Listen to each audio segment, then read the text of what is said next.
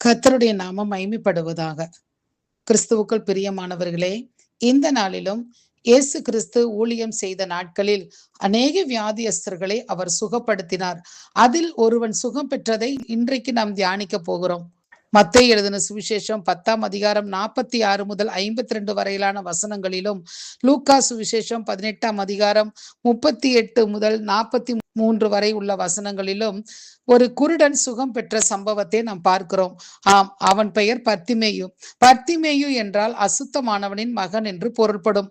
குருடனாக இருந்தபடியால் வழி அருகே உட்கார்ந்து பிச்சை கேட்டுக்கொண்டிருக்கிறான். நசரேனாகிய இயேசு எரிகோவிலிருந்து அவ்வழியே வருகிறார் என்று கேள்விப்பட்டு இயேசுவை பார்த்து, இயேசுவே, தாவீதின் குமாரனே, எனக்கு இரங்கும் என்று கூப்பிடத் தொடங்கினான். பாருங்கள், அவன் கூப்பிடுவது சுற்றி இருக்கிற மற்றவர்களுக்கு அற்ப விஷயமாக இருந்தபடியால் இவன் கூப்பிட்டும் ஒன்றும் நடக்கப் போவதில்லை என்று அவனை அலட்சியப்படுத்தி அவன் பேசாதிருக்கும்படி அவனை அதட்டுகிறார்கள். ஆனால் இவன் எதை குறித்தும் கவலை இல்லாமல், இயேசு அந்த இடத்தை விட்டு கடந்து போய்விட்டால் இனி எப்படி நான் சுகமடைய முடியும்? இதுதான் நான் சுகமடைய வேண்டிய தருணம். இயேசுவால் மட்டும்தான் தனக்கு பார்வை கொடுக்க முடியும். மற்றவர்களுக்கு பயந்து என் சத்தத்தை நான் அடக்கி கொண்டால் இயேசுவும் இவ்விடம் விட்டு கடந்து போய் விடுவாரே. இனி எப்போது மீண்டும் இவ்வழியாய் வருவார் என்று எனக்கு தெரியாதே என்று காலத்தின் கட்டாயத்தை அறிந்து தன் தேவையின் தேடுதல் இயேசுதான் என்று அவர்கள் அதட்டின போதும் பொருட்படுத்தாமல், தாவீதின் குமாரனே, எனக்கு இரங்கும் என்று முன்னிலும் மிகவும் அதிகமாய் கூப்பிட்டான். பாருங்கள், இயேசுவை இவனுடைய சத்தம் நிற்க வைத்தது. இக்குருடன் இயேசுவை பார்க்கவில்லை. ஆனால் அவ்வழியே போகிறார் என்று கேள்விப்பட்ட மாத்திரத்தில் மிகவும் துரிதமாக செயல்பட்டான். இயேசுவை யார் என்பதை அவன் நன்கு அறிந்திருந்தான். அவர் தாவீதின் குமாரன் என்றும் அவர் சுகப்படுத்துகிறவர் என்றும் அவன் அறிந்திருந்தான். ஆம், பாருங்கள், இயேசுவை நிற்க வைத்தான்.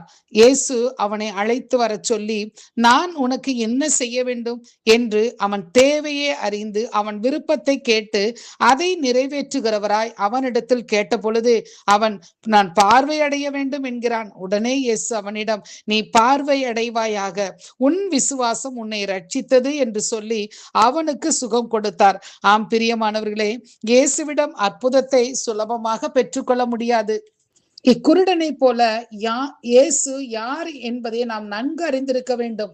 அவர் எவ்வளவு பெரிய பிரச்சனைகளையும் வியாதிகளையும் மாற்ற வல்லவர் என்பதை நாம் முதலில் விசுவாசிக்க வேண்டும். இயேசு கிறிஸ்துவை பின்பற்றும் போது உலக மக்கள், உறவுக்காரர்கள், மற்றவர்கள் நம்மை ஏளனமாக பார்த்தாலும், நம்மை தடை செய்தாலும், இக்குருடனை போல மிகவும் அதிகமாய் கூப்பிட்டதை போல இயேசுவை நோக்கி இரவு பகல் நம்முடைய பிரச்சனை, போராட்டம், வியாதி முடிவுக்கு வரும் வரை தொடர்ந்து உறுதியாக விசுவாசத்தோடு அவரை நோக்கி முறையிட வேண்டும். அவர் சமீபமாய் இருக்கையில் அவரை நோக்கி கூப்பிடுங்கள் என்று தேவனுடைய வார்த்தை சொல்லப்பட்டுள்ளது. சங்கீதம் 142:1 கர்த்தரை நோக்கி சத்தமிட்டு கூப்பிடுகிறேன், கர்த்தரை நோக்கி சத்தமிட்டு கெஞ்சுகிறேன் என்று தாவீது சொல்லுகிறார்.